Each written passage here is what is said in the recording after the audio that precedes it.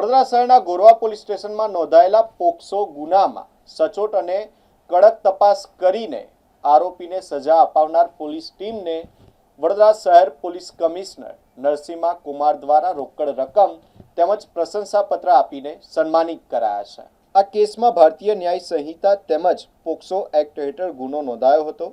ગોરવા પોલીસની ટીમે વૈજ્ઞાનિક પુરાવાઓનું સંગઠન, ચેઇન ઓફ કસ્ટડીનું પાલન અને એફએસએલ રિપોર્ટ સહિતની મજબૂત તપાસના આધારે સમયસર ચાર્જશીટ રજૂ કરી હતી। આ મજબૂત પુરાવાઓના આધારે માનનીય કોર્ટે આરોપીને 20 વર્ષની સખત કેદ અને દંડની સજા ફટકારી હતી।